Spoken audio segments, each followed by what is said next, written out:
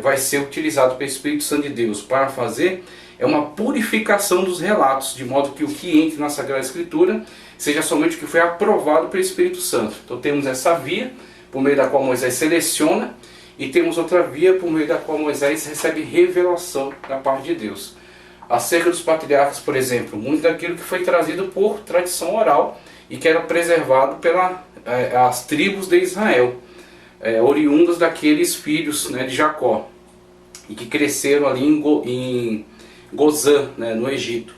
Então eles tinham tradições orais, mesmo que eles não tinham texto, mas eles tinham uma grande carga de tradição oral. Inclusive os povos ágrafos ainda da atualidade continuam valorizando extremamente a tradição oral. Então nós talvez não tenhamos todo esse apreço por essa forma de transmitir conhecimento, mas existem muitos povos da atualidade que ainda preservam, que ainda respeitam esse tipo de transmissão. Então na época certamente houve tanta questão da tradição, a tradição oral recebida, possibilidade de verificação de documentos, como a arqueologia demonstra, que era vasta, né, as bibliotecas, e a direção do Espírito Santo no exame, né, dessas informações para que só entre aquilo que foi aprovado pelo Espírito Santo de Deus, e também o âmbito da revelação, da qual Deus de fato mostra a Moisés muitas das coisas que não seriam possíveis ser informadas de outra maneira.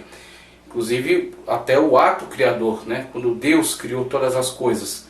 No princípio criou Deus os céus e a terra sem forma e vazia, e havia água sobre a face do abismo, e por aí vai, toda aquela descrição. Certamente isso não chegaria de forma tradicional pela comunicação da oralidade, então não estavam presentes ali.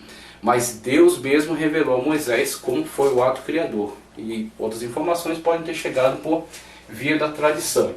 Mas aí passando de Moisés, que é o grande autor, que é o grande personagem do Antigo Testamento, sem dúvida alguma Moisés é o grande personagem do Antigo Testamento, então abaixo apenas do nosso Senhor e Salvador Jesus Cristo, mas como figura central do Antigo Testamento e como cânon máximo, né, a Torá, para toda essa estrutura veterotestamentária, passando dele vemos aí outros grandes contribuintes, como por exemplo Josué.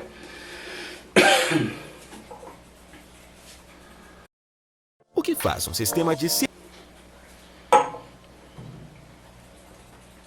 Josué, sucessor de Moisés, 1443 a.C., escreveu uma obra que colocou perante o Senhor.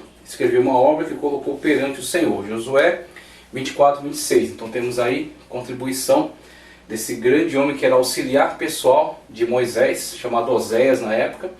Depois assume como grande líder militar, né, com o nome de Josué.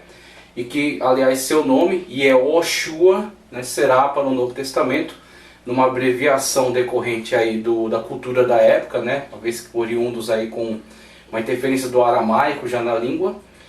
Então o nome Yeshua, que será traduzido para Iesos Christos, então será o nome do nosso Salvador conforme revelação. Aquele Jeová salva, né, Jeová salve. Então o Yeshua,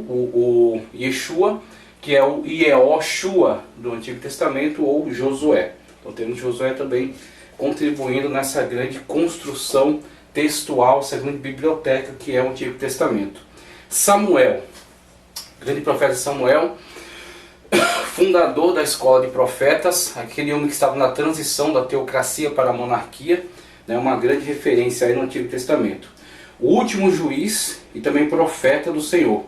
Escreveu, pondo seus escritos perante o Senhor, conforme o primeiro livro de Samuel 10, 25.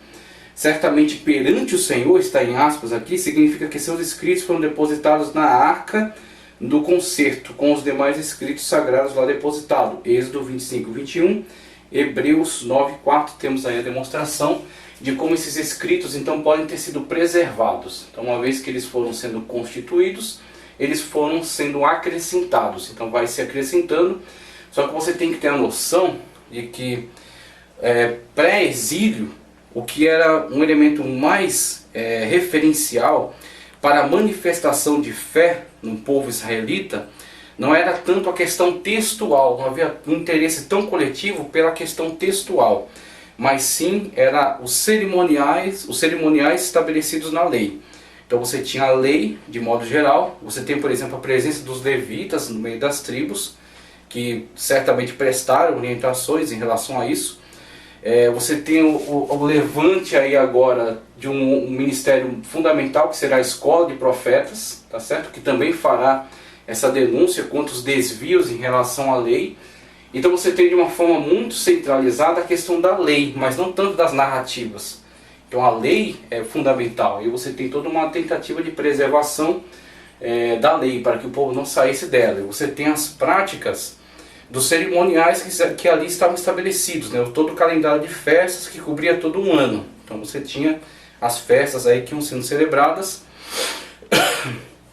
os sacrifícios que eram prestados e a manutenção da aliança, enquanto o povo não se prostituísse com a adoração de outros deuses. Aí você tem a denúncia dos profetas contra esses desvios, contra esse enfraquecimento da fé, onde quer que ele se manifestasse. Mas em relação ao texto, você não tem um interesse manifesto por parte do povo. Então o texto vai sendo produzido, você tem aí Moisés, você tem Josué, você tem Samuel, você tem outros copistas, então citam Jasher, citam livros das guerras do Senhor, citam o profeta Semaías. Então eu falei até algumas leituras aqui, que demonstrará que houveram outras contribuições que, pela análise dirigida pelo Espírito Santo de Deus, compuseram então esta coletânea e foram sendo acrescidos a estes livros que ali estavam, sendo então reservados como cânon. E aí você terá, com a situação do exílio, uma vez que o templo foi destruído, uma vez que os cerimoniais foram interrompidos, uma vez que eles estão fora da terra, o que lhes resta como elemento agregador de sua fé? Aí você vai ver o surgimento de alguns locais reservados à oração, tá certo? A oração pedindo o fim do cativeiro, e principalmente a prática de estudar, de ler os livros sagrados. Aí você vai ter uma tentativa de preservação da cultura, né? Da língua, tá certo? E uma tentativa de manutenção da fé por meio do contato com os textos sagrados. É onde a Bíblia Sagrada, né, está a Torá, e no caso alguns livros do Nevi'im, e também alguns presentes aí, livros de sabedoria que já estavam circulando, alguns cânticos, né, dos salmos, alguns ditos sábios de provérbios, de Eclesiastes, passarão a ter valor, passarão a ter centralidade, passarão a ocupar um lugar de destaque, né, começarão então a fazer parte do interesse coletivo. E aí, com o retorno do cativeiro, principalmente com aquela descrição, com Esdras fazendo a leitura dos textos em hebraico, e o povo, aquela aflição que eles manifestam por não poderem compreender corretamente e por sentirem então, um afastamento causado pelo cativeiro em relação à sua própria cultura, você verá então o crescimento de um avivamento em torno do texto,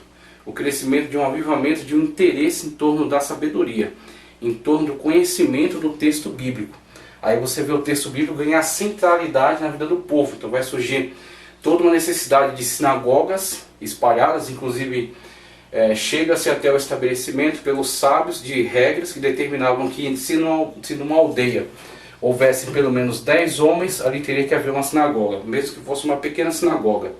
E havendo uma pequena sinagoga, haveriam professores, haveriam pessoas que zelariam pelo ensino correto daqueles textos sagrados, ok? Aí surge toda uma necessidade de maiores explicações na língua que as pessoas podiam compreender. Então surgem os targumins, né, que são explicações em língua aramaica daqueles textos, né, que estavam tanto distantes da cultura geral, que é os textos em hebraico antigo, ok? Então surge todo um interesse, toda uma estrutura, um corpo de acadêmicos, um corpo de estudiosos em torno do texto, porque ele ganha centralidade. Mas isso aí você vai ver na questão pós-exílica. Então Samuel se torna alguém relevante também, e os textos vão sendo acrescidos. Aí ele fala de Isaías, também Isaías em 770 a.C. Fala do livro do Senhor. Se o seu próximo... Isaías 34, 16. E palavras do livro, Isaías 29, 18. São referências às escrituras na sua formação. Então temos aí contribuição de Isaías, e com esses termos empregados por ele, alguns vislumbres da composição deste livro sagrado, que vai sendo cada vez mais acrescido, que vai sendo cada vez mais completado. Em 725